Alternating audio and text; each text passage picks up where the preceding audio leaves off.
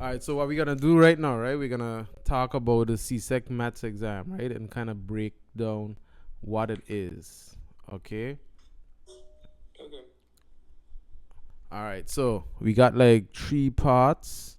So the three parts that we have a paper one, a paper two, and a paper three. Now the paper three is considered either a paper three, like a physical paper you write, or you're gonna do a SBA. Okay. So what we looking to do is a SBA. All right. Justin, mute your mic until you want to talk or something. Okay. So paper one. Now paper one has 60 questions. Okay, 60 questions. And usually these 60 questions they tend to repeat a lot. But the important thing is paper one makes up 30% of the entire exam. 30% of the entire exam. Now, with our 60 questions, since they repeat, that's like almost like you have a teacher who's giving you the answers to a test and say, okay, make sure you study these. And as soon as you study these, I'm going to give you a test on some of the questions. You just don't know which question I'm going to choose. All right. So basically, that's how paper one tends to be. So what that means? That means that when we have paper ones, we have to practice as many as we can. We have to practice as many as we can, go through as many questions as we can. The analogy I like to use is let's think about it this way. If you practice only one paper one, that's like 1 year's worth of practice. Okay? So what's a 1 year old like? Any of you got like little family members who 1 year old? What are they typically like? Do they talk to you? Do they what do they do? Do they cook food for you? Your 1 year old family member. They just make sounds and they don't really. Some of them don't talk Right? till That's right. later age. Exactly. Okay? That's a perfect point, right? So then say now when you do like 1 year worth of practice, it's like you're going into the exam being that 1 year old. Okay? Exactly. So you kind of feel like, oh, what's going on here? You just going with the flow. Now let's say you do 5 years worth of papers. After 5 years worth of papers, that's like a 5 year old, right? So let's think of a 5 year old now. A 5 year old could kind of do what kind of stuff now? When you have a 5 year old family member, what do they usually do? Walk, talk, They walk, talk, start to do chores. they start to do chores, they start moving around, they start doing things, but they still kind of like, you wouldn't trust them to drive, you know what I mean?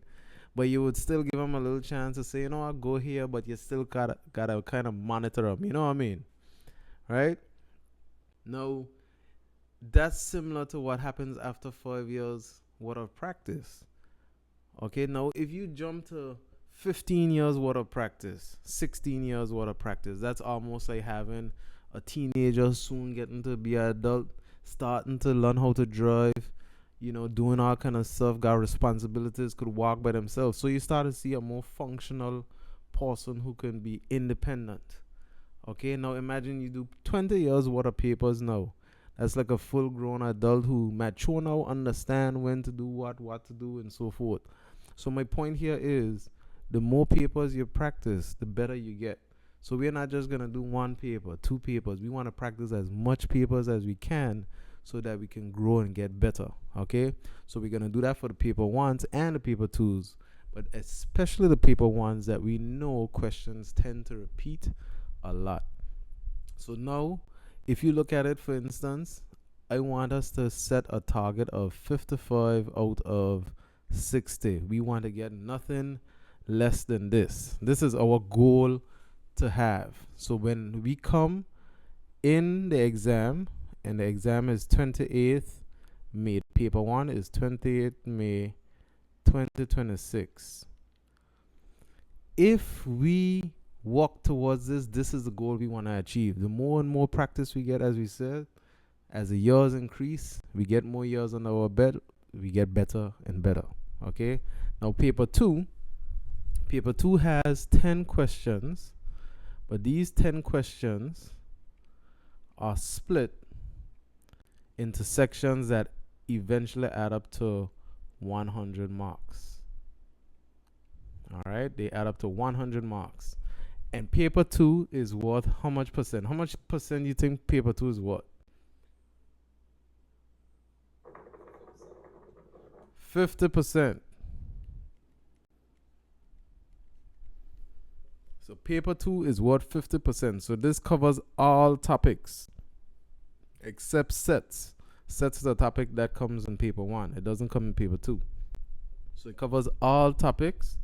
And what you have to do for this is practice as much as you can. So the first thing we need to do is start learning the content, and we're going to get good habits. So what I'm going to be doing is, after we have a class, I'm going to send y'all stuff to work on, and during the week we try to work on it and get better at it. The more we practice, the more we grow.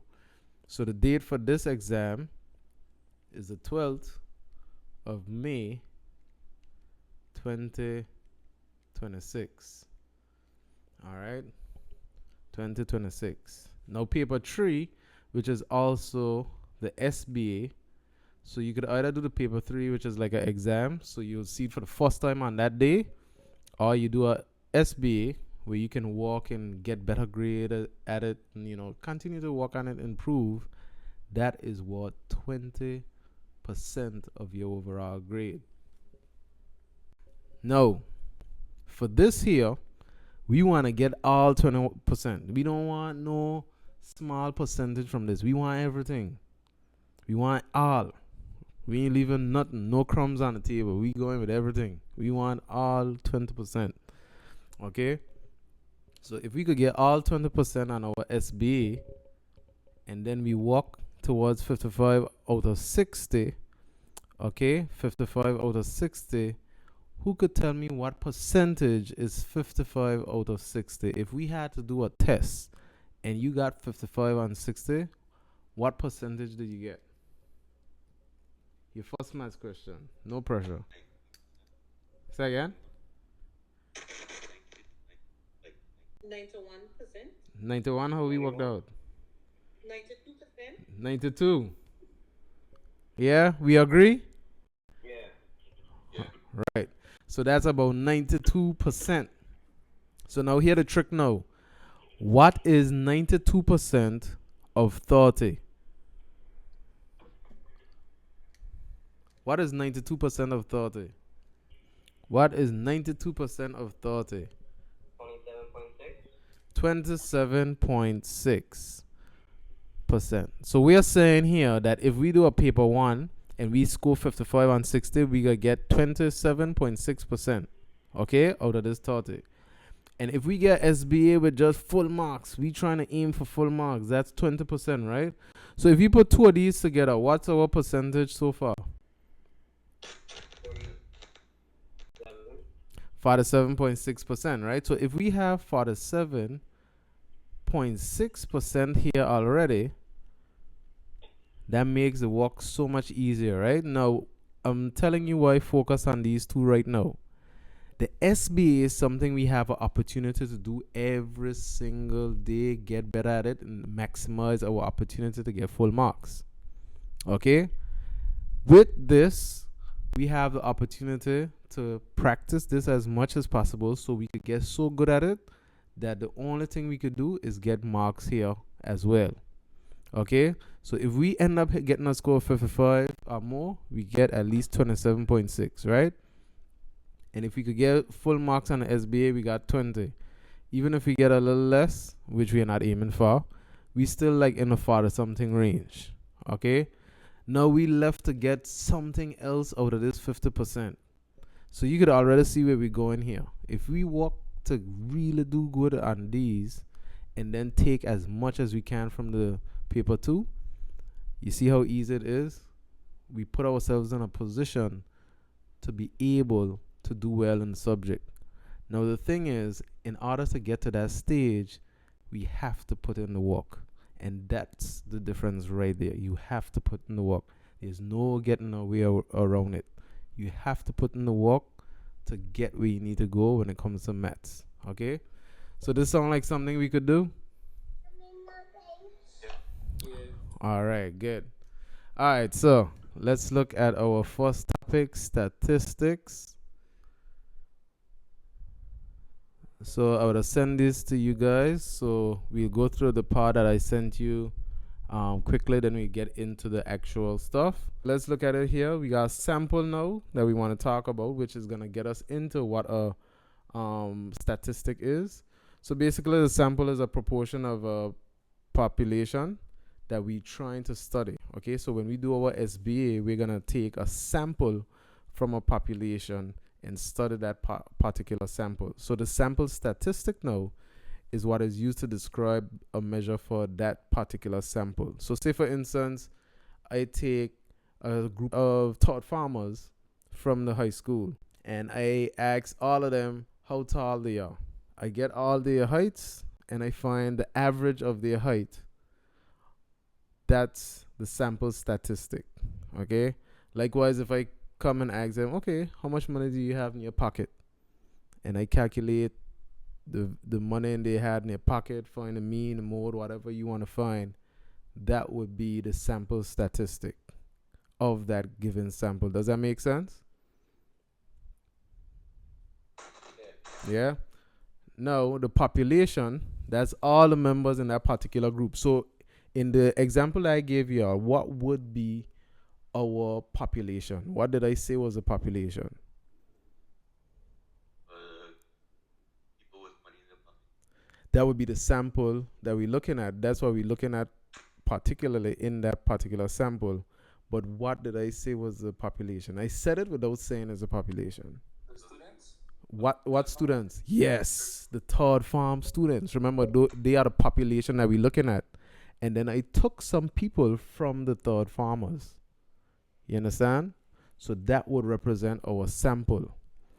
And anything that describes a population, we call that a population parameter. So that's why in that case, if we take every third farmer and calculate all the money they have in their pocket to find the average, that is the entire population. So this diagram here explains it well, right? So this target population would be like the entire third farm. Y'all could see it now, like the full third farmers. Yeah. And then I just take a few people from third farm. That's a sample. Okay, so this is the people that we're looking at. We are studying these few people. Okay, because if we had to go around and ask every third farmer, oh, how much money you got in your pocket? How much money you got in your pocket? How much money you got in your pocket? It's going to take us a very, very long time. So that's why we have samples when it comes to studying. We just want a few people we could study and get a kind of what a representation of what they would be. All right. So if you look at it, this was a situation I was talking about with money in their pocket. So if you have a target population and the average was $2 in their pocket and the sample has an average of 3, the sample statistic would refer to the average of 3 and the population parameter would refer to the average of $2.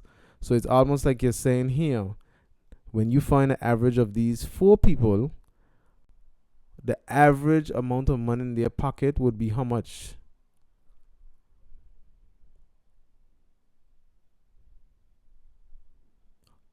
How much this would be? Based on what we just said. $8. Oh, you trying to actually calculate. Don't calculate it. We're just looking at it. Don't think of it too deep. Based on what I said, this sample here represents how much? What would be the average amount for the sample?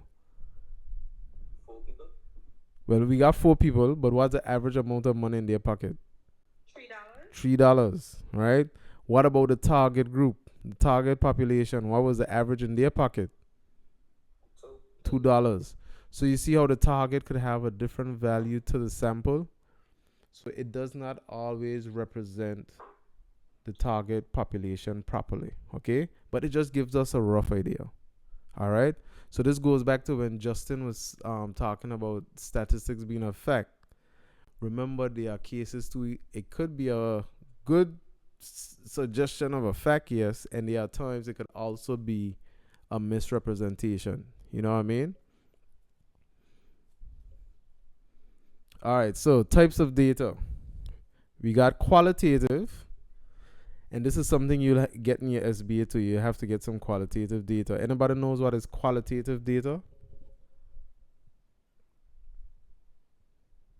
It measures data numerically.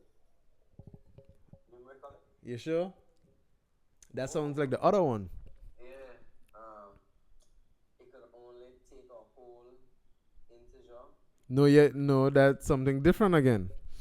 It categorizes data. Yes, it categorizes data, right? Because it's qualitative. So almost think of it as the word quality, right? It categorizes data. So this is like me saying, oh, this person has on a gray shirt. This other person has on a blue shirt. Okay? That person is tall. That person is short. Give me an example of a qualitative description of something. Give me an example of one. Hair color. Hair color, right. Excellent. So your hair color, that's a good example of qualitative data. So if I say you have red hair, black hair, brown hair, that's one. What else? Shoe size. Shoe size. Would shoe size be qualitative? In what sense? In terms of like how much people have the same shoe size. Well, if it's qualitative, we would have to describe the shoe as either being big, small, and medium. Oh, so the shoe size would be Exactly, because a shoe size gives you what? What do we usually measure shoe size in? A number. Excellent. Okay. So then the quantitative now, Oh. it measures it numerically. Okay, y'all understand that? Yeah. So then now, anything that talks about numbers, so I could say now, okay, you have a car that's red, you have a car that's white, you have a car that's gray. That's qualitative data, right? Now, if I say you have 10 gray cars, 4 blue cars, that becomes what? Quantitative. Quantitative. Yes. So if I say, oh, you're tall, you're short, you're medium height, that is Qualitative. qualitative. So how can I turn that to quantitative now? How can I make height quantitative now? Going to like an exact measure. Exact measure. Give me exact measure. 1 meter 78. Right. Now we all talking now. Man, this is what we talking about right here. Now that is quantitative data. Okay, when we talking numbers. All right. So you could say somebody age, oh, that person old, that person young, that person middle age, that's qualitative. But if I say, oh, that person 10 years old, that person 30 years old, that person 80 years old, now we're talking quantitative. Okay, does that make sense? Yeah. All right. So we got quantitative data types. So this is discrete data, right? I think you were talking about this earlier, Kaelan, right? Discrete data can only take a whole integer, okay? So that would be like numbers like the number of people, the number of cars, and that kind of stuff, right? You ain't gonna walk around and tell somebody, yeah, but I got like 3.5 people in my car. That would sound weird, right? Like, who's a half a person? You understand what I'm saying? You ain't gonna go around and say, oh yeah, I got 4.2 cars. So where the point two come from?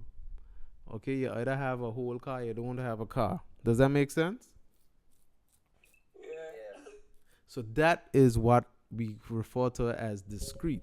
Then the continuous now, that could have values like 4.5, 3.8, 3.14, and all that kind of stuff. So that's where the continuous part comes in. Okay, so this little diagram gives us a little example of how qualitative could be. Like, oh, it was great fun. That if someone tell you that it was great fun, you can't quantify that, you can't count that.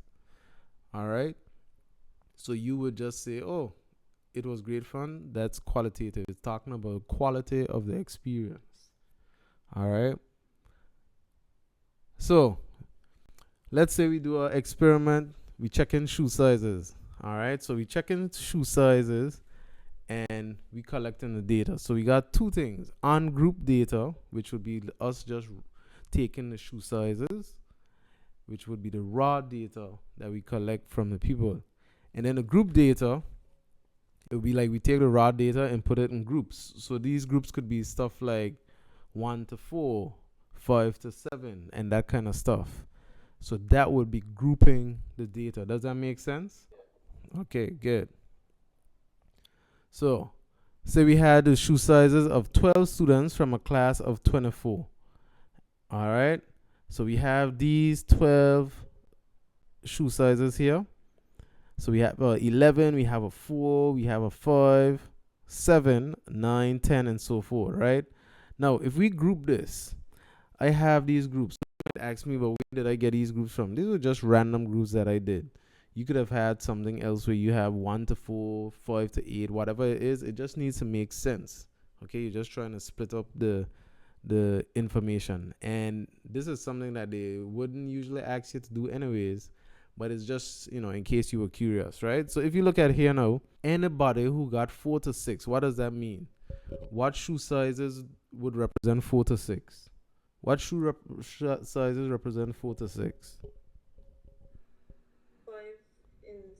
4, 5, and 6. Excellent. So anywhere you see here that has 4, 5, and 6 would essentially be considered 4, the 4 to 6 interval. So we got 1, 4, we got a 5, we got a 6, and we got another 5. So we got 4 shoe sizes that fit within that category. So that's why we have a frequency of 4. Does that make sense? Yeah. And the same thing with 7 to 9. Okay, so this is what we have on grouped versus grouped data. Do you guys see the difference? Okay, now into our last objective for that particular section that we were looking at there, right? So we have class intervals. So class intervals would be basically these groups that we made. So in this case, 4 to 6 is a class interval. 7 to 9 is another class interval. And what is the other class interval? 10 to 12. Excellent. 10 to 12. All right. So these are some important class features to talk about. So the class interval, this is a range of values for each group of data. All right. This is stuff you guys wrote this down, right? Yeah. So the range of values for each group of data. So in that last example, what was one of the class intervals we had? 4 to 6. All right, 4 to 6. Nice. So the next thing we got here now is class limits. So the values that mark the beginning, okay, notice what I said, the values that mark the beginning and end of each group of data. So in this particular case, what do you think was the beginning of the class interval 4 to 6? 4. Excellent. And what do you think was the other limit? 6. 6. So we call 4 the lower limit, and what do you think we call 6? Close. Try again. Another word. The upper limit. So we got lower limit and upper limit. All right. So the next one is the class boundary. Now, the boundary is just like, almost like, what do we use to separate land here? Almost like bounds, right? So boundary would be the number that separate two classes. So for instance, 4 to 6, the next class interval was 7 to 9. So what the boundary would be is, what separates the 6 and the 7? What separates those two class intervals? Now, I want to tell you, but I want to see if you could figure that out. What you would think if you had to take a wild guess, right? Let me write it down so you could see. If you had to take a wild guess, we have a class boundary, we have a class interval 4 to 6, and then we have 7 to 9. What do you think would be the boundary for these classes? 6.5. 6.5. How you figure it out? Is It's exactly. So that's the middle ground. So the boundaries would be like the middle grounds. Okay, does that make sense? Yeah? Okay, good. So then the other class features, then after what I'll do is I'll explain this to y'all in depth and like kind of like show you a illustration of what the class boundaries are, class limits and so forth, right? So the class width now. This is kind of asking us how wide is a class interval? How wide is it? All right. So in order to figure that out, we trying to see from one boundary to the next boundary. If you was measuring your land, okay, are you measuring your yard? You are measure from one side of your fence to the next side. You ain't gonna give nobody no extra piece. You gonna measure your full land, right? Yeah. So this is why we got a class width. The upper class boundary minus the lower class boundary. And that shows us our class width. We checking from one end of the fence to the next end. We ain't giving nobody no piece of land. We taking all of it. Okay? Now the class midpoint. What do you think the midpoint would be?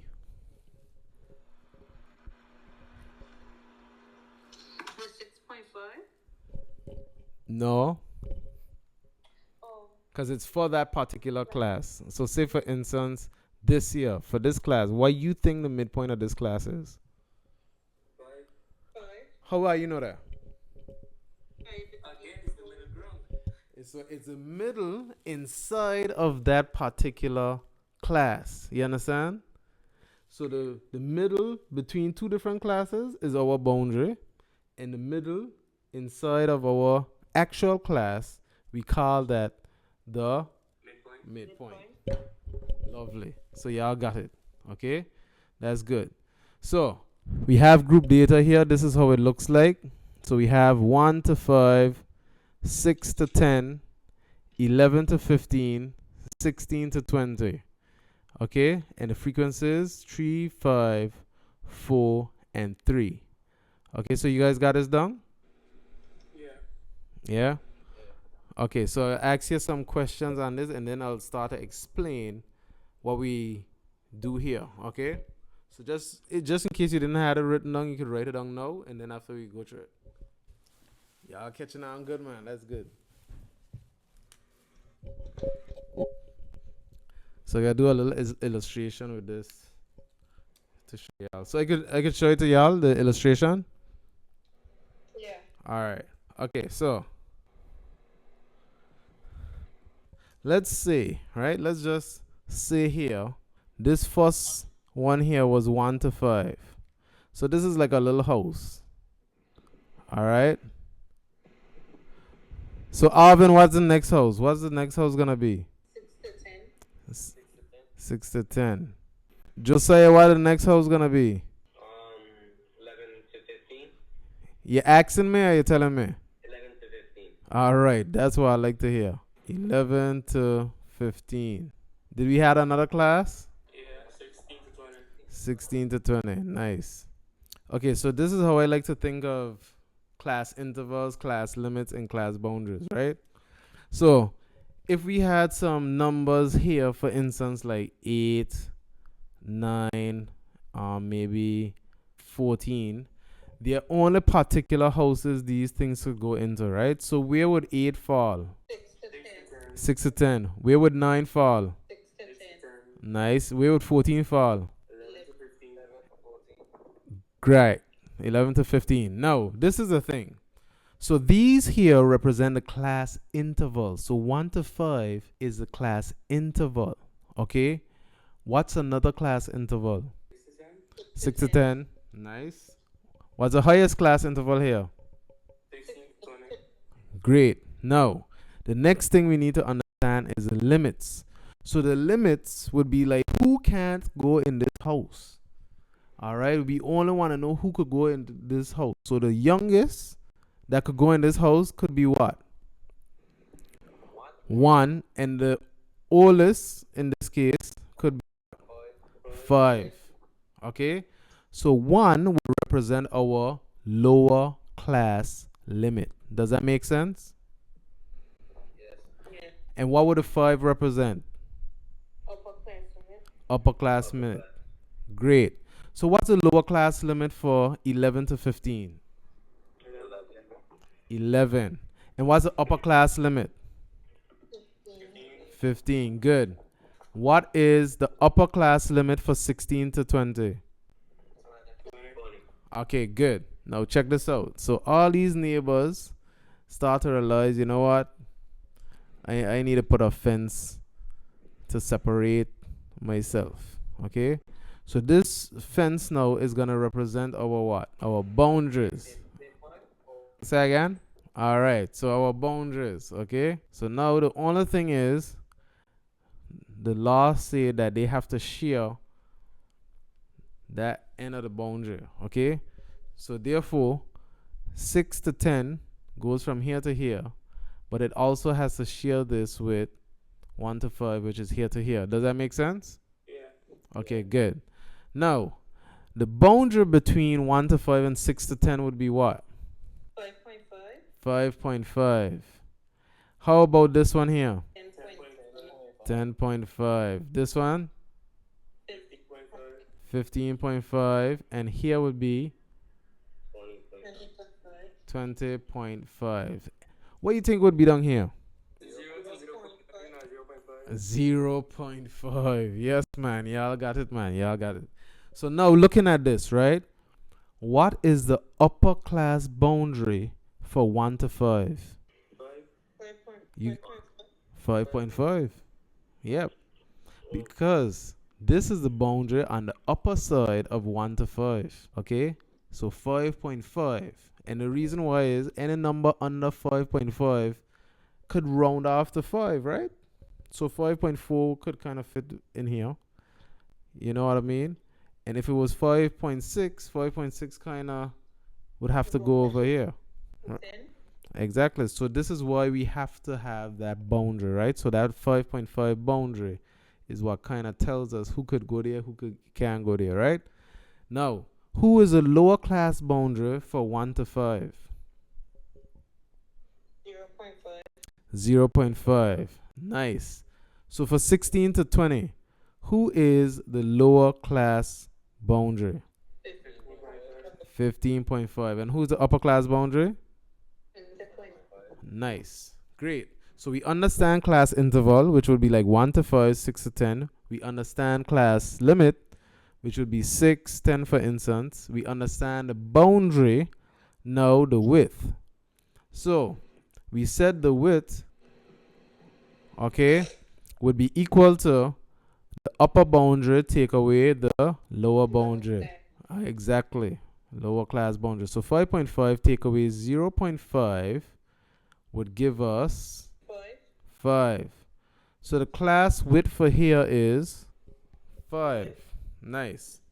Now over here now, we have the width again. So what two numbers we subtracting here? Nice. So 10.5 take away 5.5, which gives us 5. Nice. So that here gives us that. Okay, does that make sense? Y'all catch the concept? Good. Now, the next thing now, let's look at the last feature. What's the last feature? Class midpoint. That's it right there. Class midpoint. So there are two ways we could do the class midpoint, okay? So I gave you one in the definition, but there are two ways we could do it. So the first way we could do it is we could add the two boundaries together, okay? Which is going to be 15.5 plus 10.5, and we divide them by 2. All right? So what's 15.5 plus 10.5?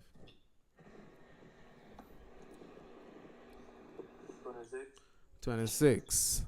And what is 26 divided by 2? 13. Good.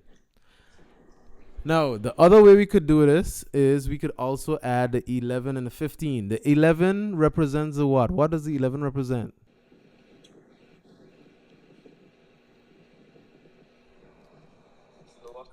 The lower class limit. All right. We're on point. So 11 plus 15 divided by 2 That would also give us 26 divided by 2, which goes back to 13. Okay, good. Now, what would be the midpoint for 16 to 20? 18. Now, when it comes to the midpoint, we could use either the limits or the upper and lower class boundaries, right? But when it comes to the width, if we use the limits, we would get the wrong answer because 5 take away 1 is what? Which is not 5. So we have to use the upper minus the lower. Okay? Does that make sense? Yeah. All right, so that's class features in a nutshell. So I'm going to give you all a question based on this here to answer that, and then after we'll continue from that. Okay? So 11 to 15, we know that the upper class limit for that is what? What's the upper class limit for 11 to 15? 15. What is the class interval itself called?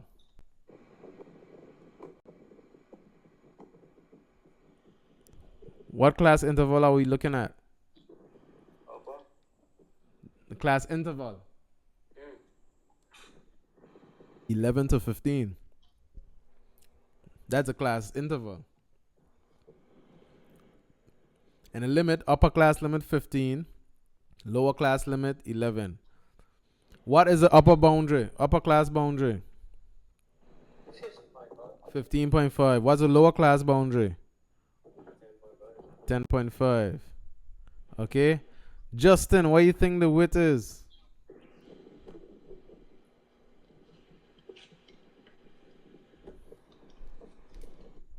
5. 5. How you get that? Subtracting 15.5 and 10.5. Mm-hmm. And what do you think the midpoint is? 13.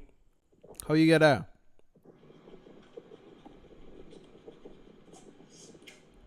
Is in the middle, 2 away from 11 and 2 away from 15. Ha, what if I give you a point number? How you gonna work it out? What you gonna do? I don't know. You add 2 of them. And then, all right, now you're talking. Yeah? Okay, good. So, I think y'all got that, right? So, for this one here now, just try to fill out all the information for this just to reinforce it. We're going to do the one for 6 to 10. So, you're going to state the limits of 6 to 10, the upper boundary, the lower boundary for 6 to 10, the class width, and class midpoint. Now, what I want to tell you here is, now that you understand the concept, I don't want you to just write down a number. Okay, so you're not just going to write down 6 or 8 or 10 or whatever the case is. I want you to write the unit as well. Because remember, it's important to tell the person reading what the unit is. So what is our units here for this particular situation? Kilograms. So I want to see kilograms when y'all do this, okay? All right. So work this out.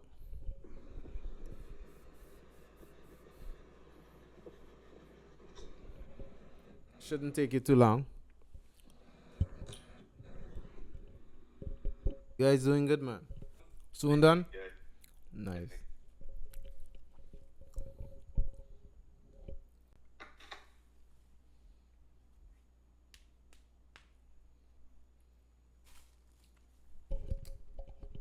All right, everybody ready? Yeah. All right, good. So what's the upper class limit? 10 kilograms. Say again? 10 kilograms. 10 kilograms. Man, I love the units. 10 kilograms. That's it right here. Lower class limit. What's that one? 6 kilograms. The upper class boundary? 10.5. Lower class boundary? Nice. Class width? 5. And the midpoint? 8. Nice. I make that look easy. Okay. All right, so another skill that you need to understand is how to tally. All right, I know you guys did tallying before and all that kind of stuff. So I want you to see if you could figure out what should be in each of these. Yeah, yeah. Okay, so what you get? You get for your upper class limit 10, lower class limit 6. Nice. 6 what though? Nice. Upper class boundary. You sure? And what would be the lower then? Ah, now you're talking. So upper should be what then? And what the lower should be? Class width. And what is the midpoint?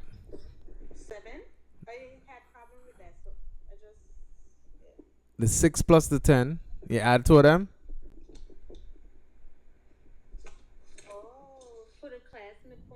Mm-hmm. So you add two of them. What you get? Then you divide that by 2.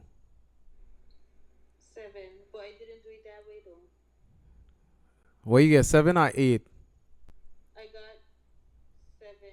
6 plus 10 is 16. Right. So then you divide it by 2 and that would have been your answer, which is 8. You got it now?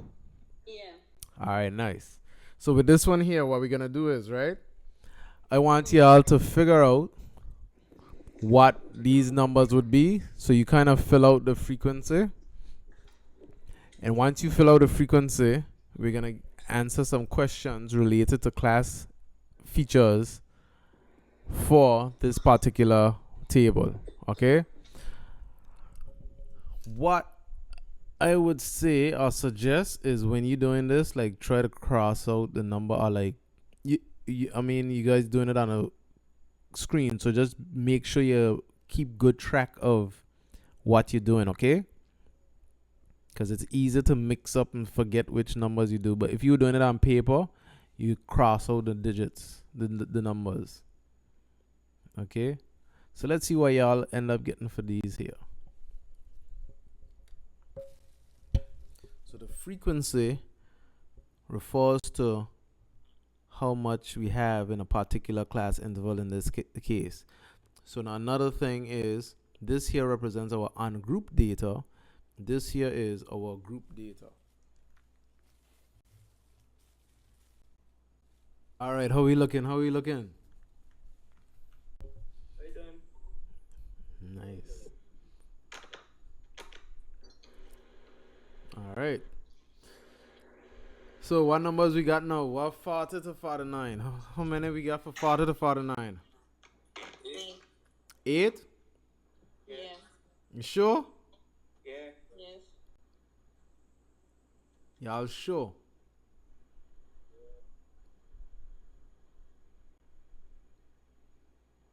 Positive.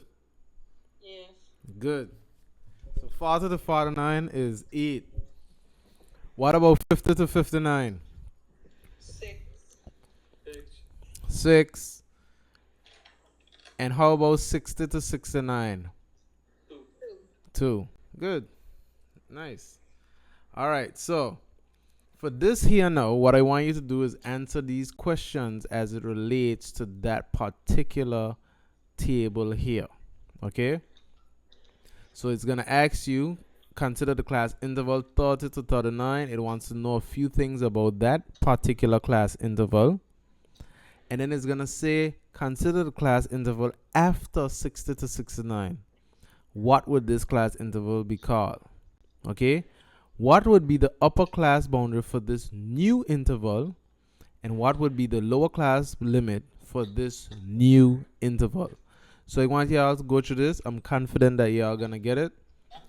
Let's put your knowledge to good use and test it out.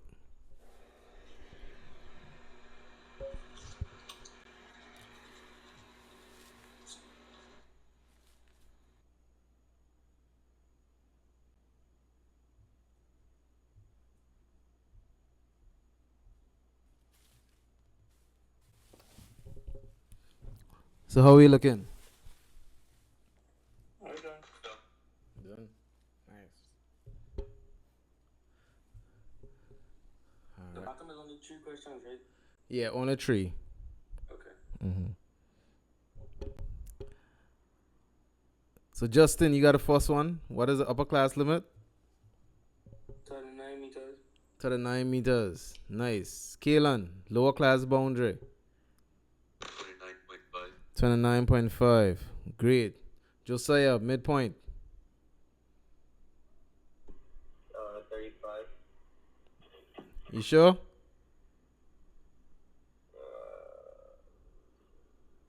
Yeah, I think so. How you get it?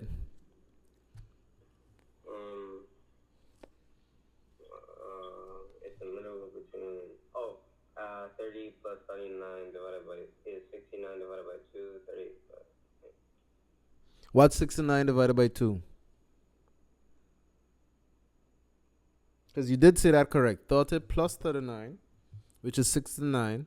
34.5. Exactly. 34.5.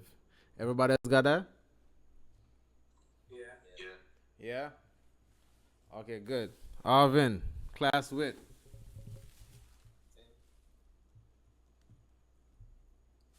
10. How you get 10?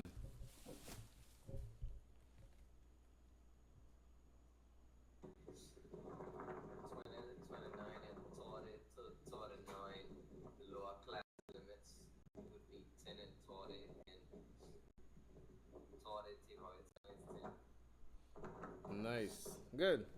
All right, so Teja, your turn now. For B, first question. First question, 70 to 79. 70 to 79. Wonderful. Nice. What would the upper class boundary be for this new interval? 79.5. 79.5. And everybody, what would be the lower class limit? 70. Nice, man. You do the, yeah, you got this. You got this. Nice. So this is something like a scenario. This here comes from a past paper, right? So y'all know how to tally, right? Yeah. Okay, good. So I guess send this to y'all to do at a later date. But this here is basically like a past paper question. So this came from a past paper, as you can see. The number of bags in this case would represent our frequency, right? And it's asking us different questions like the upper class boundary, the class width, class midpoint, right? Sounds like stuff we could do, right? Yeah. Yeah? Yes. All right, nice. Okay, so I want to talk about some measures of central tendency now. This is stuff that y'all know. So we're going to just go through it, get a proper idea of it. Because now we have our data, all right? Now that we have our data, we're going to do some calculations to it, all right? So I want y'all to write these objectives down, and then we're going to go through it, okay? Y'all doing good, man. Y'all doing good.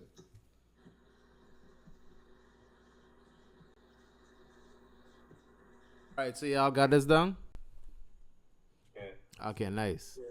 Okay, so measures of central tendency. When we talk about measures of central tendency, we're talking about mean, median, and mode. Y'all know about this stuff, right? Y'all heard about this? Yeah. Yeah. Okay, good.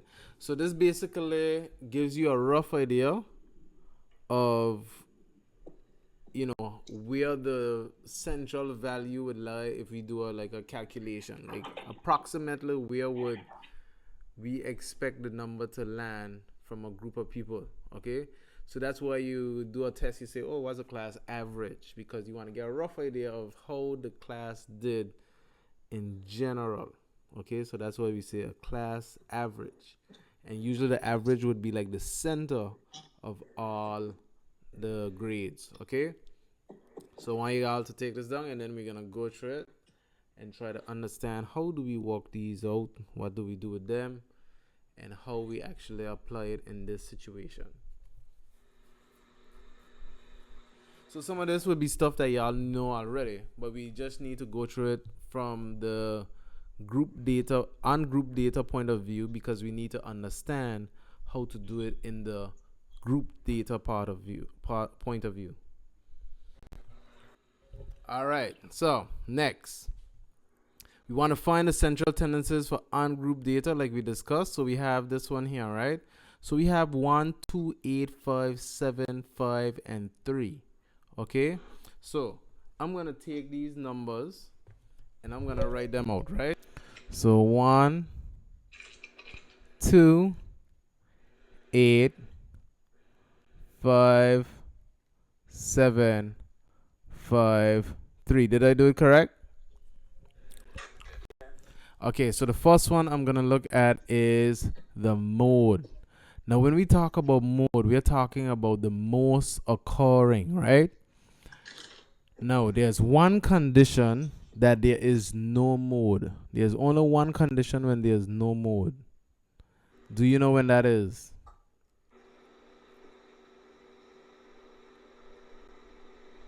What? That I can't remember. I do mode and medium mode and too long. So basically, the mode does not exist when there's only the number occurring once. Okay, so if there are no reoccurring numbers, then there would not be a mode. You understand?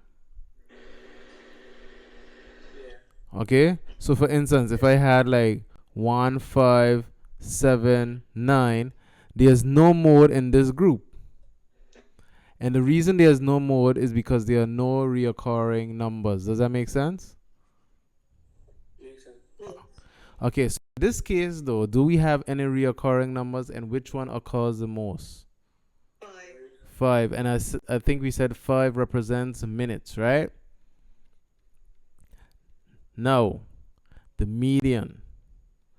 So I'm going to show you two ways that you need to know how to calculate the median. Two ways. All right? It's going to be useful for us later on, especially if you have large amount of numbers, right? So let's say median. In order to get a median, we need to organize from what?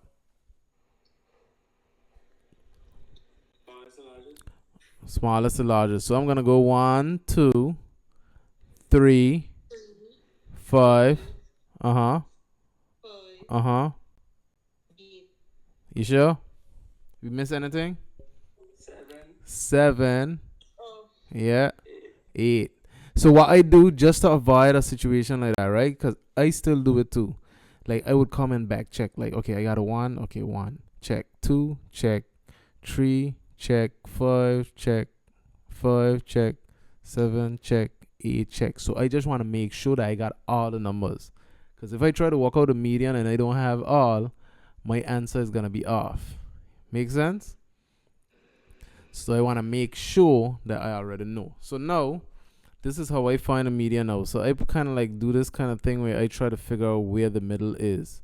So I would start by crossing off the ends. So one gone here, another one gone here. This gone, this gone. This gone, this gone. So I'm left with what?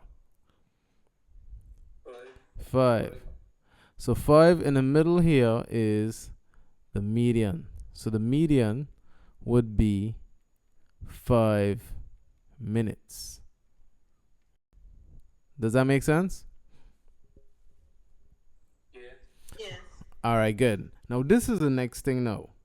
So I know that the 5 is the median in this case, but I could also do a formula like this. So this one we have to be careful with, right? So it says n plus 1 over 2, and then it says th. Now, what this th shows us is position, sorry.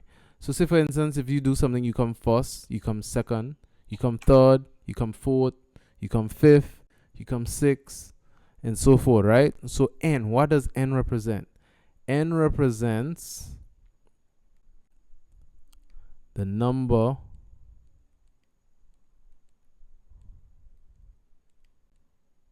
of elements in a sample, right? So in this case, how many do we have? How many numbers do we have here? 7. So we are saying that n is equal to 7. 7 plus 1. That's right. So then we work this out. 7 plus 1. Good. So 7 plus 1 divided by 2, which is what? 8 divided by 4. 8 divided by 4. And what is 8 divided by 4? 8 divided by 2. 8 divided by 2. What's 8 divided by 2? 4. 4. So that means that the fourth, okay, the fourth digit is our answer, or our median, right? So the fourth number is 5. Okay? So therefore our median is 5. So if you look at here, this is the first number, second number, third number, fourth number, and so forth. Does that make sense? Yeah, y'all get that? So y'all could do it both ways, right? Yeah. Yeah, we gotta try it. Okay, but we're gonna do now, because remember, this was an odd number. We had odd numbers. So we had 7 numbers. So what happens when we have an even number? So we're gonna go through one like that in a bit, right? But before we do that, let's work on the mean. So how do we work out the mean now? I think everyone has an idea of how we do the mean. So the mean, You should add it up and divide it by the amount of numbers there is. good. So we find the sum. This means the sum of, okay, this fancy looking thing here, that don't need that frightened here. That just means sum of, right? All the numbers, and then we divide it by n. Okay, so n represents the total number of numbers, right? Or the elements of that sample. So in this case, we have to add up all of these numbers here. So we have to go 1 plus 2 plus 8 plus 5 plus 7 plus 5 plus 3, which is divided now by, what is it divided by? 7. 7. So these numbers at the top, what do they add up to? 33? What you got? 31. 31? Yeah, we sound like we guessing.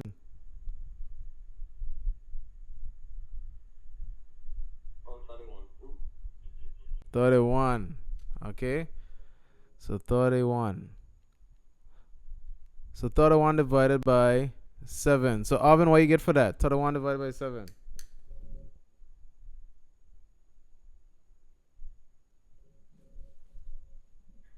4. Say again. 4. 4 Yeah. point. 0.428. Okay, so I want to put that to 2 decimal places. So that 2 is going to turn to a what? 3. A 3. Good. So what's the unit for this?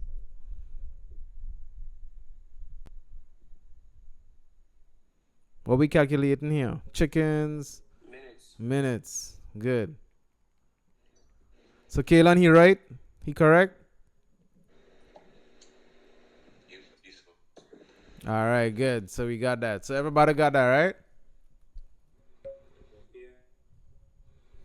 Okay, good. So I want you to take this down, and then we're going to try it for when it has an even number of elements. When it has an even number of elements, what do we do? So I'll show you what we do and what happens when we have an even number of elements. All right, so let's go to that one.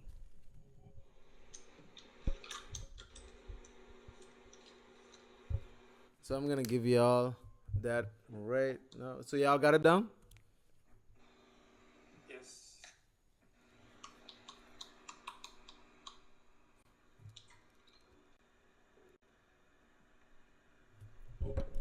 All right, so let's say here we had meters, right? So we're talking about meters. So we had meters here, and then the numbers we had would be 10, 15, say 30, 15, 8, 12,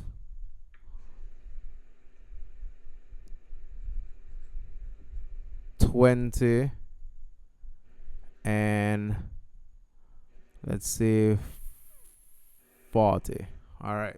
So I want y'all to work out two things first, and then we're going to talk about the median. Because in this case, the only thing that really gets affected in situations when it has an even set of numbers or odd set of numbers would be the median. Okay, so I want y'all to work out the mode first. All right. And then I want y'all to work out the median. The mean, sorry. So the mode and the mean. Work out these two.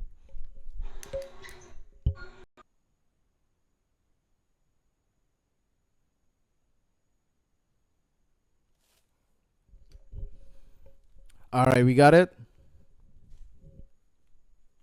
Yeah. Okay, so mode. What we got for the mode? 15 meter. Man, I love the units. Calling the units. Love it. So mean now. So for the mean, I want to see what we did for the mean. What did we do for the mean? Nice. So we add up all the numbers and divide it by 8. So what did we get when we did that? 150, divided by 8. which gave us what? 18.75 meters. Man, I knocked that one up, man. Mash it up. Nice. All right. So the median, no.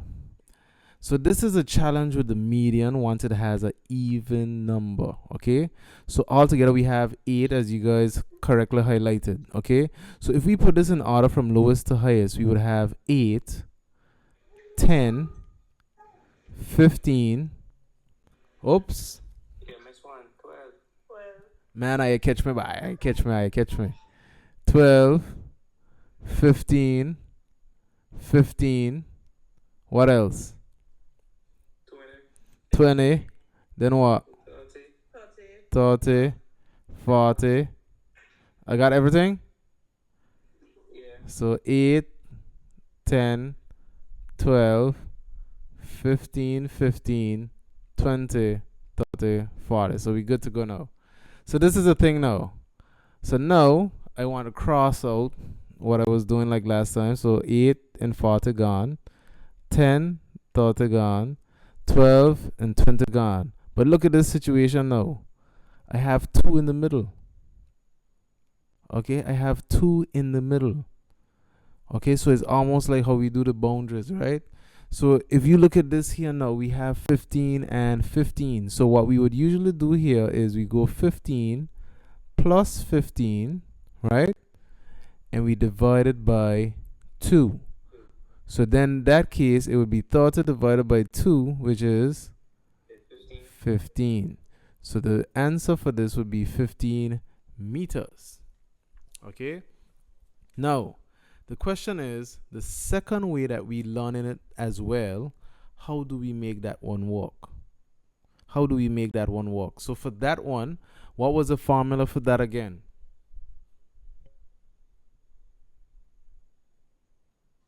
N plus 1 divided by 2. N plus 1 divided by 2. Excellent. N plus 1 divided by 2. So we're looking for that particular term. Now, this is not our final answer. Remember, what we get here is just our term. We're looking at the position of that particular number. So we say n in this case is how much? 8. So 8. So 8 plus 1, because we say n is equal to 8. So 8 plus 1 divided by 2. So that's 9 divided by 2. Am I correct? Yeah. And what's 9 divided by 2? 4.5. 4.5. And then we put a th. Now the question is, we never heard about somebody running a race and say, oh yeah, that person come 4.5 place. So what does this 4.5 mean? But you think this 4.5 would land? If it had a position called 4.5. 15.5. No. I'm talking about position now. Fifth? Not exactly. Kind of, but not exactly. So why are you jumping between 5 and 4? Because is either you round it up or down. Right. So in this case, though, how we're going to treat it, though, we're going to look at both of them, the fourth and the fifth. Okay? So we're looking at the fourth and the fifth because 4.5 would have fallen between 4 and 5. So it's like, okay, where do I go? Where do I go? So because we're in the center, we're going to say 4.5, the fourth one and the fifth one. So we look for those two, and then we do the same concept like we did here. We add them together and divide them by 2. So the first concept here, anytime you get one that says 0.5, that's what you're looking for. So if it says 4.5, you're looking for the fourth and the fifth. If it said 6.5, who are we looking for? The 6 and the 7. The 6 and the 7. Excellent. So in this case, we're looking for the fourth and fifth. So we would have one here, the first one, the second one, the third one, the fourth one, the fifth one, and so forth. So we're looking at the fourth and fifth, which would be 15 plus 15, okay, divided by 2, which would have give us 15 meters. Does that make sense?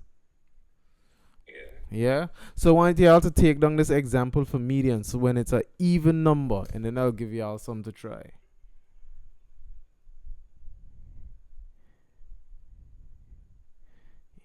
Y'all doing good, man. Y'all doing good. Understanding everything so far, right? Mm-hmm. Yes. Good, good. So all of this is stuff leading up to what kind of questions you have, right? So sometimes we have these kind of questions in paper ones. Sometimes we do a little bit more with the group ones in paper twos, which you'll see. If you get enough time, we go through that as well. Like start it off, at least start it off. But y'all just need to, remember how to do these. Once you the challenge is remembering, and the way we remember is through practice. That is why practice is so important. So that goes back to our goal that we looked at first. We have a CSEC exam, 3 different pieces: paper 1, paper 2, and our paper 3 are SBA. So we want to mash up the SBA, mash up the paper 1, and work our best to get as much as we can from the paper 2. And we do all of that with practice. All right, so y'all got this done now? Nice. All right. Alvin, you got it? Keelan, you got it? Got it, Keelan? Yeah. Justin, you got it? Josiah? TJ, you got it? Yes, I got it. So looking at temperatures. So the mode, mean, and median for this. And I want y'all to work it out both ways.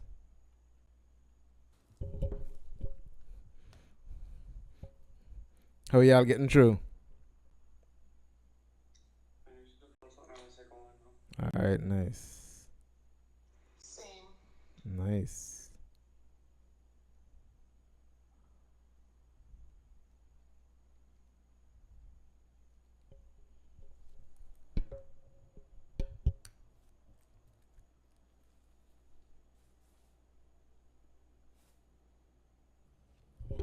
All right, so how we looking now? Everybody done now? Not as it. All right. Anyone give I a little trip up? Yes, a bit. Yeah. Yeah? Okay, nice. We gotta see which one it is. That's how we learn, We make mistakes. We get stuck sometimes. That's how we learn.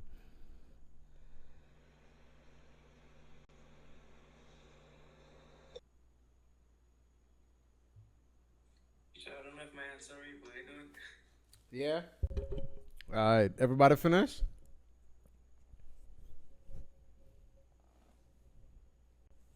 Arvin, you done? I think so. You think so?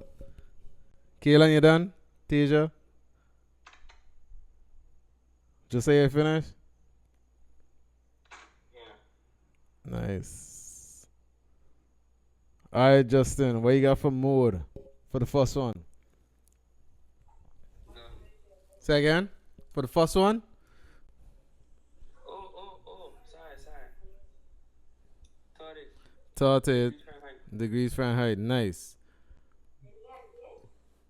All right, so the mean. Tasia, what you got for the mean? 21.84 Fahrenheit. Anybody else got that? I got two because I rounded it just in case. Okay, so then with that one, right? It would be 21.86. Cause the 857, Okay. Yeah. the 857 gonna turn it into a 6, right? So when you add these up and then divide it by the total, you're gonna get 21.86 roughly, right? So typically, unless stated otherwise, CSEC tends to use two decimal places. Yeah. So the one I'm interested in as well now, the median. How did we do the median? And did we do both ways? Yes. And did it work out? Yes. Good. So what y'all got? Everybody got the median? 20 Fahrenheit. 20 degrees Fahrenheit. Everybody got that? Yeah, we didn't do both ways, but yeah. Which way you didn't do?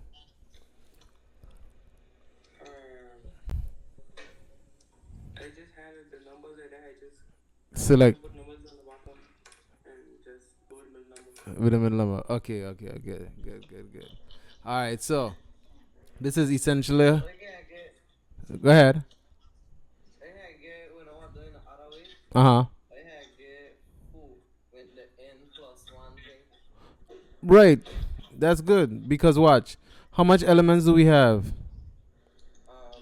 7. I mean, I- yeah, 7. So 7 plus 1 divided by 2, which is what? 8 divided by 2, Which is what? which is 4. 4. So the fourth one. Remember, fourth. So this is the first. Yeah. This is the second. This is the third. This is the fourth. 4. Oh. Now you got it now. Yeah. You see? That's how we get the fourth. Because of that. So 1, 2, 3, 4. Makes sense now, right? Yeah. So the median was 20 degrees Fahrenheit. Okay? Alright, so this one here now. What we got for the mode? No more. No mode? Why? Because there's only one has Exactly, man. Are you making this look easy, man? No mode. Okay, good. So the mean now. What's the mean?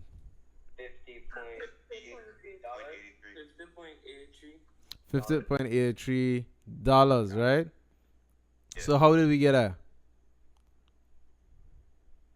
You added all the numbers and Good. So $50.83, right? 53. Oh, I got 15.83. Mm-hmm. 50.83. All right. So we got that. So now to the median. The median now. So when we organize this from lowest to highest, we're gonna get 10, what? 15. 15, Mm-hmm. 45, 45, 60, 60, 80. 80, 80, and lastly 95. and 95. Nice. So we got 1, 2, 3, 4, 5, 6. So how do we work out the median now? Put two middle numbers. We could do this, right?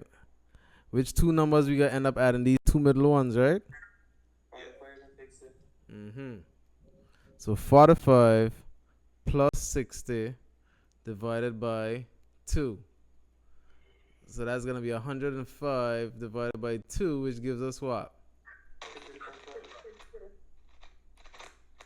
52.5 2.5. dollars. Now, when it comes to money, remember money usually is represented in what? At least two decimals, right? So we're gonna just put the zero here just because it's money, okay? Just because it's money. $52.50. Just because it's money is why we're doing this, okay? So that is it there, right? Now, what if we did it the other way?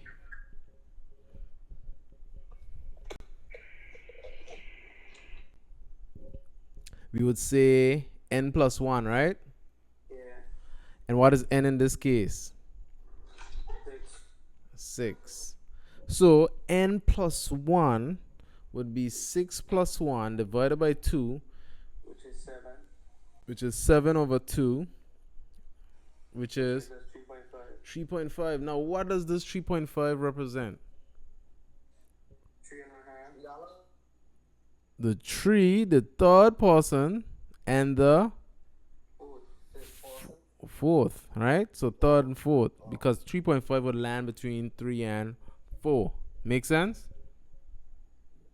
Yeah. So then the third and fourth in this case here is 45 and 60. Does that make sense? Yeah. Mm-hmm. So then we gonna have 45 plus 60 divided by 2, which gives us the same thing as this basically, right? 52.50. Does that make sense? Yeah. You get it? So yeah, I think Keelan, you catch this part? You get it now, right?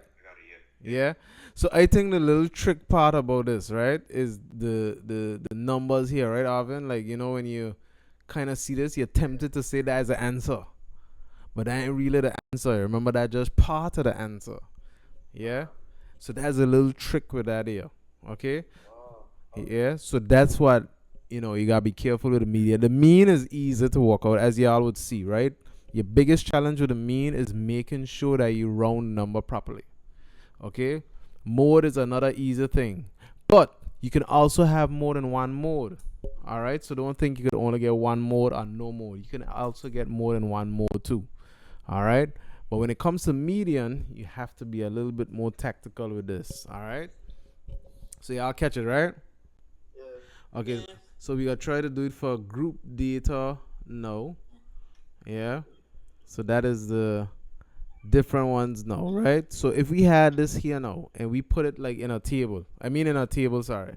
So we're putting it in a table. Now, why is this important in a table? Now, this is important in a table because we could end up in a situation, right, guys, where we have like so many numbers. It's like, imagine going through a list of 150 numbers. It gets a little trickier after a while, right? So what happens here now is that if we put it in a table, it gives us a better idea as to what we could do, right? So for instance, in this case, how many ones do we have? 2. 2. How many twos do we have? 1. 1. How many threes do we have? 1. 1. How many fours? 2. And how many fives? 3. Good. So this is how we're going to be setting this up, right? So you see how this is?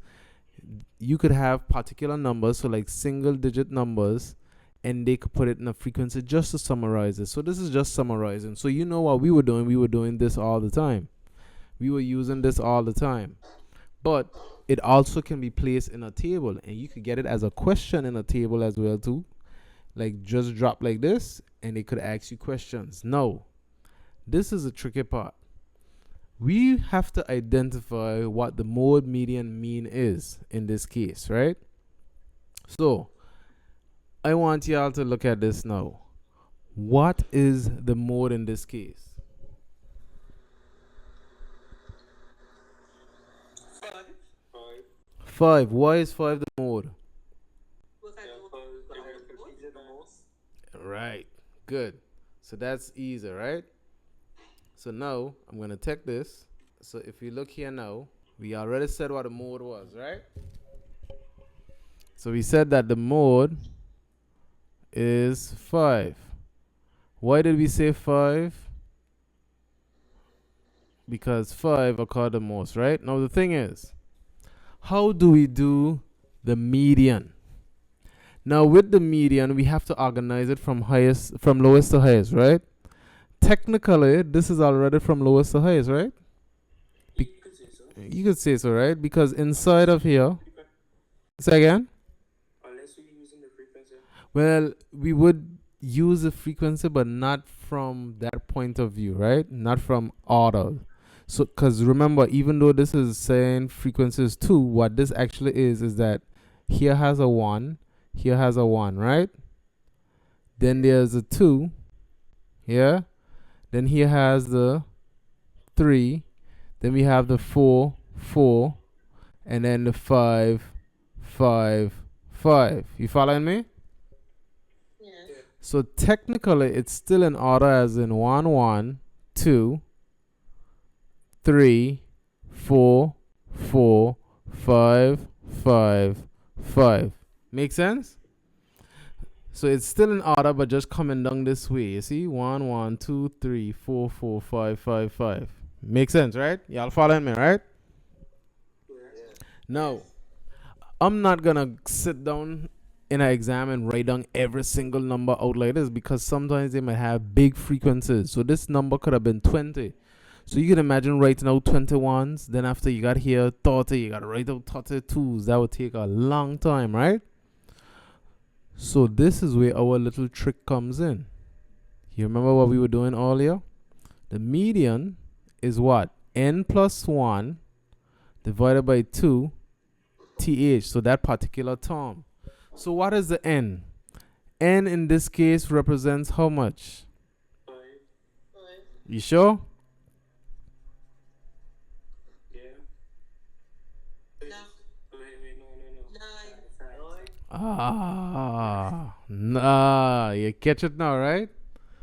So we got 1, 2, 3, 4, 5, 6, 7, 8, 9 numbers. In other words, if I count the frequency, let's pretend these numbers weren't here. I would say 2 plus 1 is 3. 3 plus 1 is 4. 4 plus 2 is 6. 6 plus 3 is 9. Does that make sense? Yeah. Yeah? All right, good. So, n is equal to 9. 9. So we say 9 plus 1 divided by 2. So what's 9 plus 1? 10. 10. So 10 divided by 2 is? 5. So is 5 the answer or do we use something else? What does 5 mean? The 5th. The 5th. No. This is where it gets interesting. We need to figure out where the 5th number would land. So right now, inside of this box here, first place is here. Who else is here? Second place. Because we have 2 here. So who's here? First place. Third place. Oh. You got it now? Yeah. So who's down here then? Fourth place. Fourth place. Who's here? 5th. Who else? 5th and 6th. Right. And who's down here? 7, 8, 9. 7, 8, and 9th. So y'all follow what happened here? So the first and second, then the third, then the fourth, then the 5th and the 6th, 7, 8, 9. So we need to figure out where the 5th lands. So where does the 5th land? On the 4. So that means our median must be 4. Does that make sense? Yeah. Now, if we had this broken down like this, and we said the 5th, so first, second, third, fourth, 5th, as you can see here, the 5th is the 4th one. You see that? Okay, so we using the same principle, the same concept that we use. It's just that this was in a table. Does that make sense? Yeah, so I want y'all to take this down, and then we're gonna talk about a trick as to how to do the mean. All right, how to do the mean when it comes to tables like this. Y'all doing good, man. Y'all covering a lot. That's good.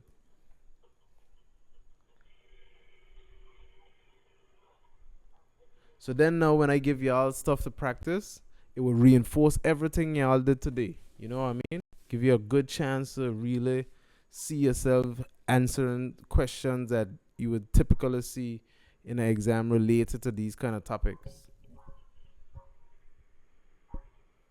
So take this down and I'll show you how to do the mean when you have a table like this. All right, y'all got it? Okay, good. All right. So, as it relates to the mean, okay? As it relates to the mean. So now, when it comes to the mean, right? So we already know what values we had here. So we said we had a 1, a 2, a 3, a 4, a 4, 5, 5, 5, right? And usually, when we calculate a mean, we would add up all of these, right? Correct? Yeah. And we divide it by what? Much numbers I got there. How much numbers it got there? So in this case, it has how many numbers? 9. 9. So when we look at this here, 2 plus 1 plus 1 plus 2 plus 3 gives us 9, right? Okay? Everybody following? Yes. Nice. Okay, so how many ones do we have here? 2.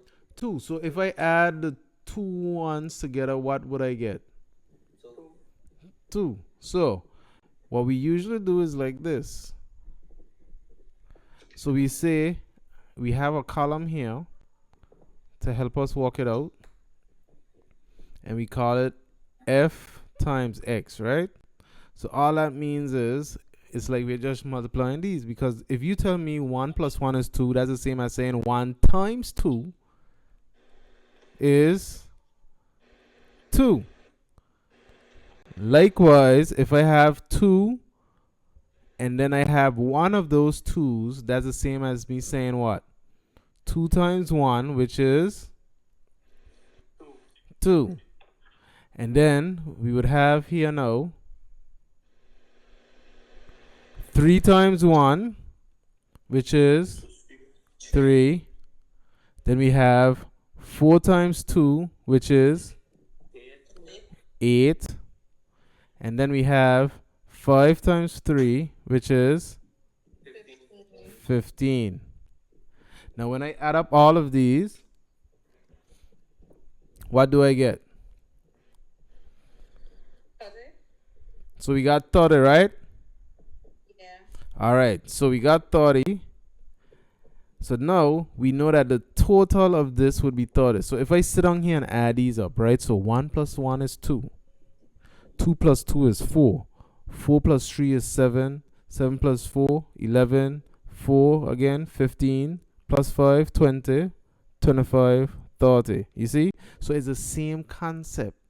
All we do is multiply it to make it quicker. Why we do it like this? If we have bigger numbers, it makes it easier for us to deal with.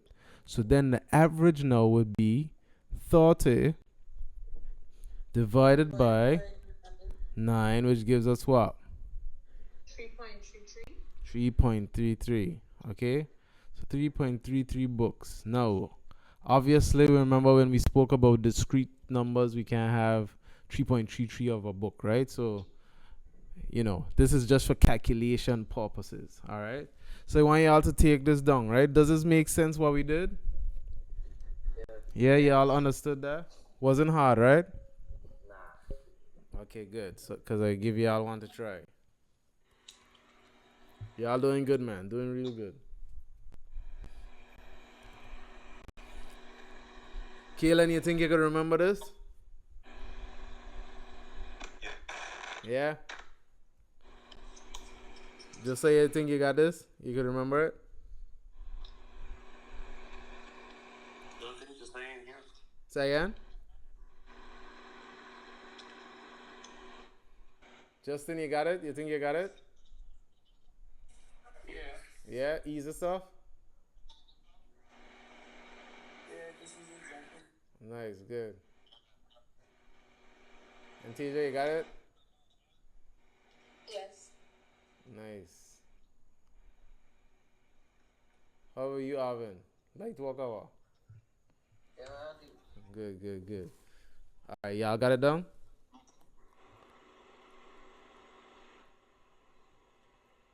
Still writing? No. Finish, I right? got it down. All right, nice. yeah. Good. Okay, so this basically just going through the process, but I did that way, y'all. Okay? Okay, so say we have this table now. So what I showed you there was a table when we have individual numbers. Now the trick is what happens when we group the data now. Okay? So that is the real next one. So this is the last part of this. Okay? So what do we do when we have situations like this? Because the funny thing is, when we put in these numbers inside of here, what happens? Out of a sudden, I'm not too sure what these 9 numbers represent. Okay? What were the numbers this representing here? We got a 1, we got a 1, we got 2, 3, 4, 4, 5, 5, 5. We know that because we are looking at it now. But what happens when we're actually not given this top row here? That is a question here. So, how we end up doing this, we do it a little different than what we do with the other one, right? So we kind of set it up similar, but we kind of do it different in the same way.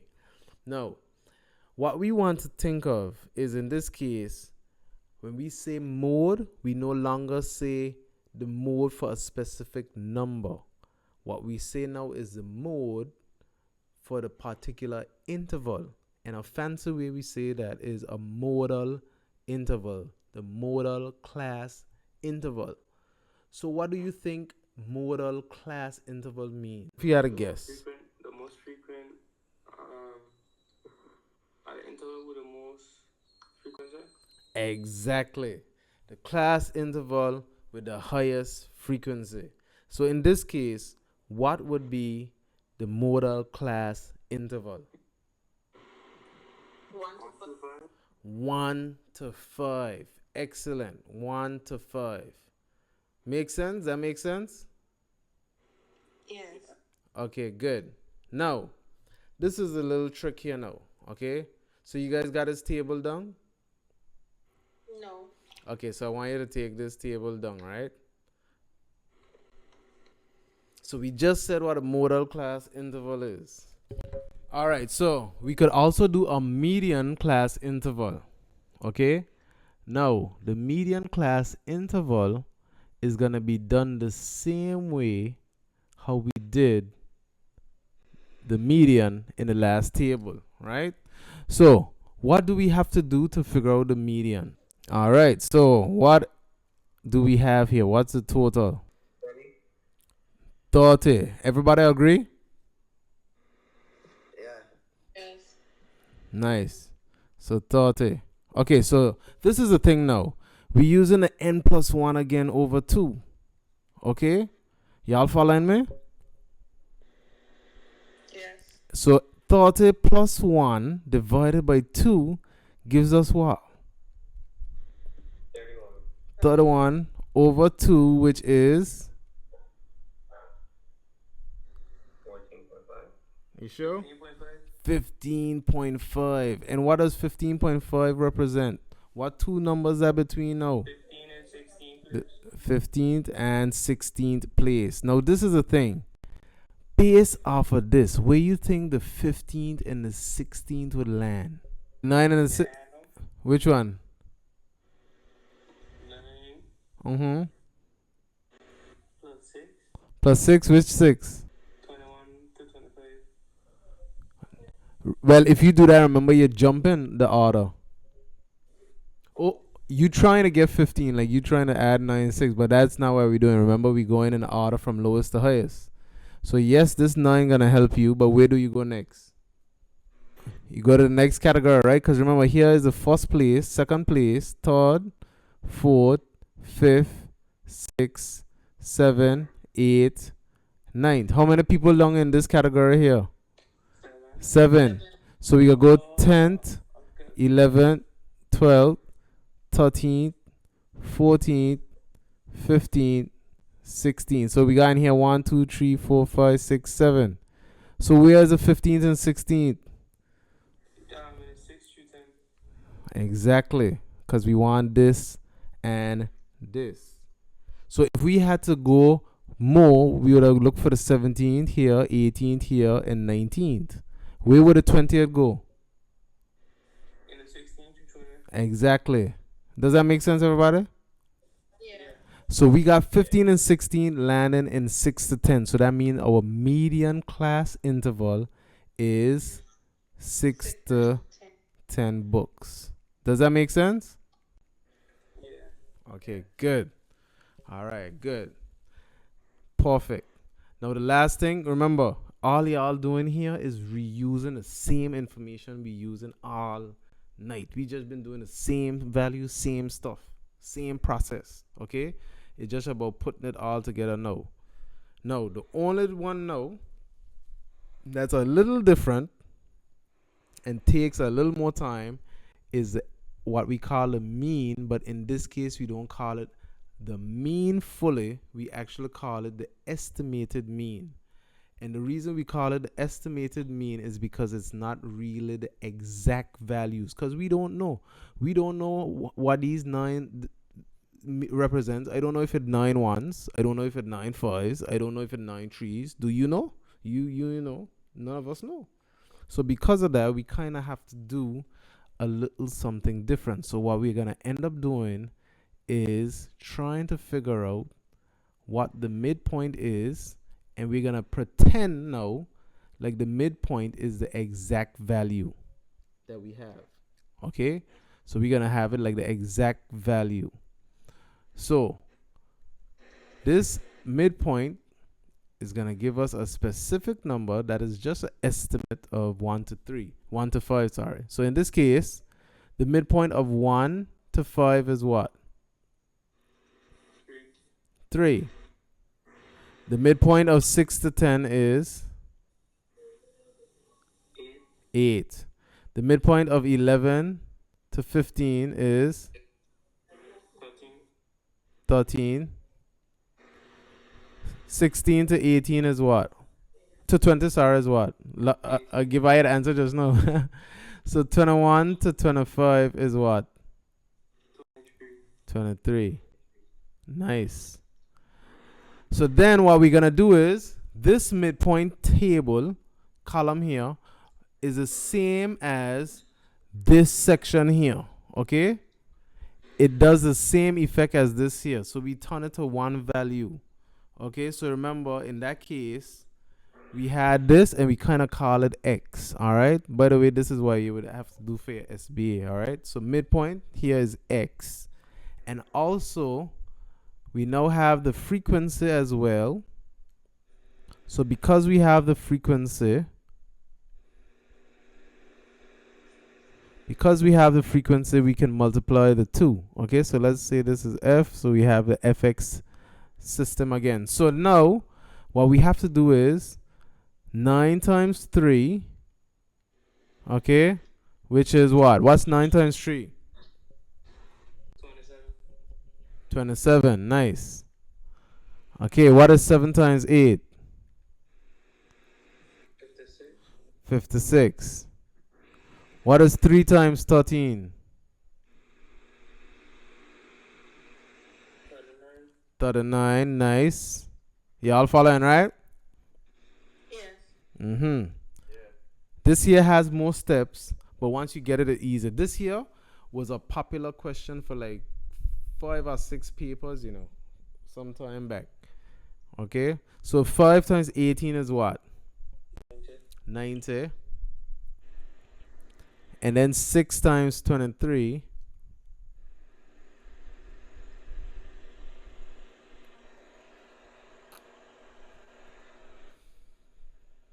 Yeah, got me last. Hold on.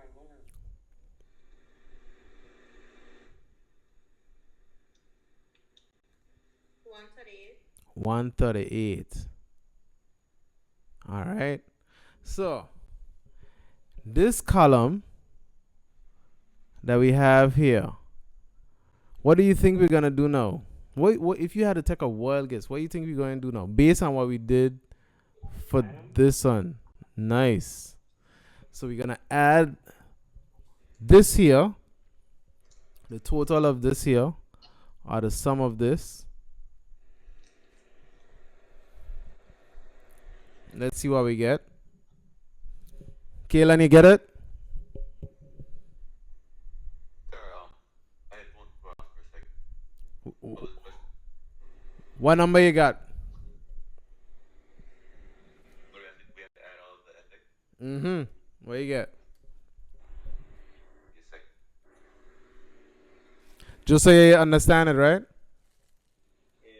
Yeah. Yeah. Alvin, you got your answer? Hold on. TJ, you get it yet? Not as yet. Not as yet. Justin, you working it out still, or you got it? Is it 347?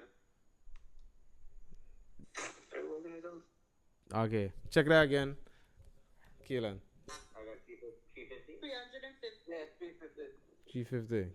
Keelan, check it again. See what you get. Yeah, 352. You sure? 350. I get 350. You sure you didn't write something as a 0 instead of 8? You sure you didn't put 130 here instead of 138?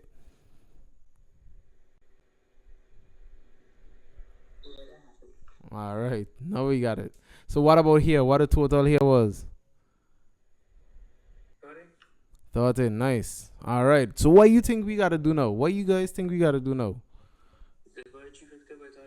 Divide 350 by 30. Light work. And then what we get here now?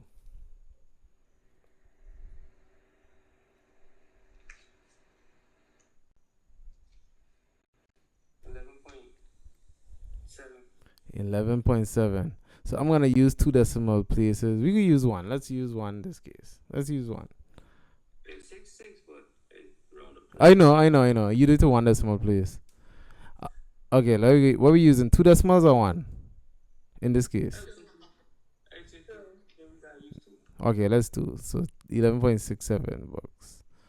Alright, so you guys understand. This here is called the estimated mean. Not just a mean, but the estimated mean. Okay? Make sense? Yeah. Y'all got it? Y'all think you could do one on your own? I think so, yeah. Yeah? I think so. Yeah? Okay, good. So even when they do it, there's another way that they tend to write it too sometimes, but we work it out. Once we get it like that, we work it out the same way, okay? Nothing changes how we do it, okay? So there's a other way that they do it. Let me show you like this. We would work it out the same way. So we would add 50 plus 60, right? To find the midpoint. And then it's 60 plus the 70. Don't let this fancy thing throw you off. All this means is S, which is the distance. When you read from right to left, it's mean S is more than 50. Does that make sense? S is more than 50, right? But at the same time, S is what? Less than equal to 60. That's all I mean. So this is saying the numbers got to be more than 50, but still less than 60. And you see how they keep the same numbers here? It's just to show that it's kind of like showing you a boundary there. So this is 60, that is 60. You know, usually you see the limit, but this here, in this case, it like everything squeezed together. So your last number that could go in there is like the boundary for the next one, you know?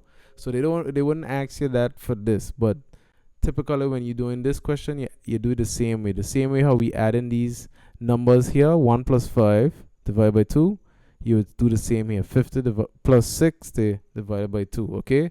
So I want you all to try it for this, right? You want to say what the mode is, the mean, and I want you to say the median class interval as well. So the work out which one is the modal class interval, because remember it's not a modal number, it's a modal class interval. All right.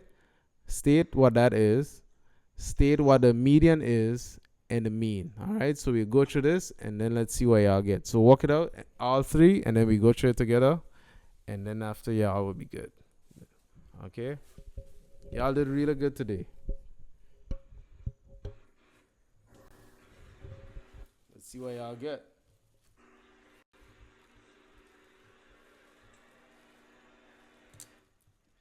Kaylin, you think you got it now? Okay, good. So, Arvin, let's see how you handle this. Be careful, Arvin, with your numbers you're writing too, huh? Don't just write down any. When you're putting it in the calculator, don't put down any number. Make sure you put down the correct one that you have to put, okay? Okay, no problem. All right, good.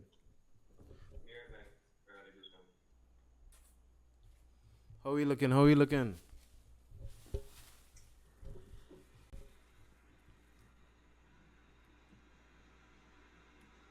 We done now? Yeah. No. All right. Let's see what we get. So, what was the modal class interval? 20 to 40 minutes. 20 to 40 minutes. How did you get that? 20 to 40 minutes got a frequency. 20 to 24 minutes has the 20 to 24 got Yeah. the. Alright, the highest frequency. Now, what was the modal, the median class interval? 20 to 40 minutes. 20 to 24 minutes, right? 20 to 24 minutes. And how you got that? Because I do it the long way. Will you add it up? Yeah. So we know that altogether we had what? 8, 11, 12, 13, 14, 15, 18. So we know the modal would be 18 plus 1, so 19. Divided by 2 give me 9.5. 9.5. So the 9th and 10th, which would land in here. Everybody got that? Yes. Yeah. You follow that, right? I want me to go through it. So the answer is 20 to 24 minutes. Yep, it is.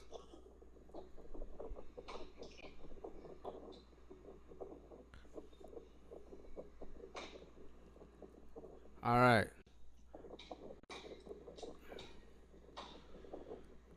So remember, we add up all of these, we get 18, right? So we saying for the median for this would be n, which is 18. So n plus 1 divided by 2. So that's 18 plus 1 divided by 2. So that's going to give us 19 over 2, which is 9.5. So that's the 9th and 10th. So technically the first and second here. Here we got the 3rd, 4th, 5th, 6th, and 7th. And here we got the 8th, 9th, 10th, so forth. Okay? So you know the 9 and 10 falls inside here. So this is the median class interval. Okay? Now, for the estimated mean, what did y'all do for the estimated mean?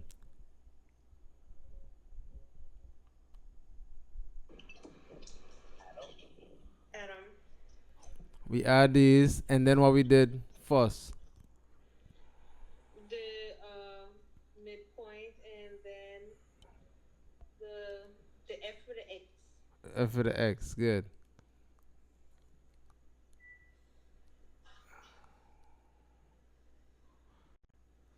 So the midpoint,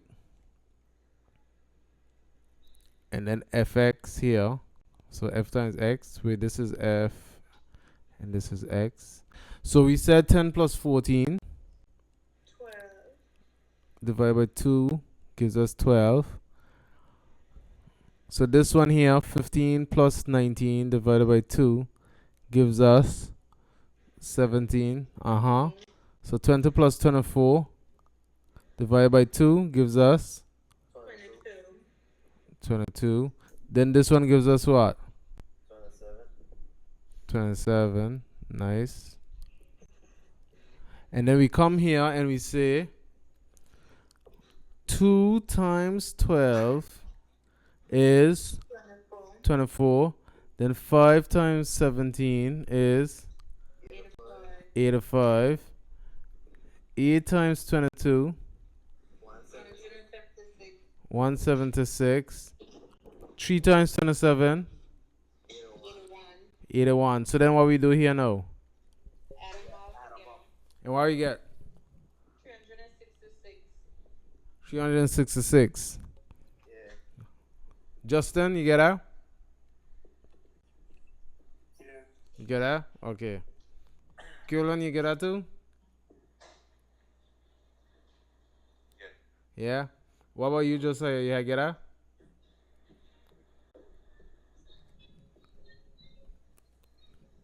So then we say now what? 366. Mm-hmm.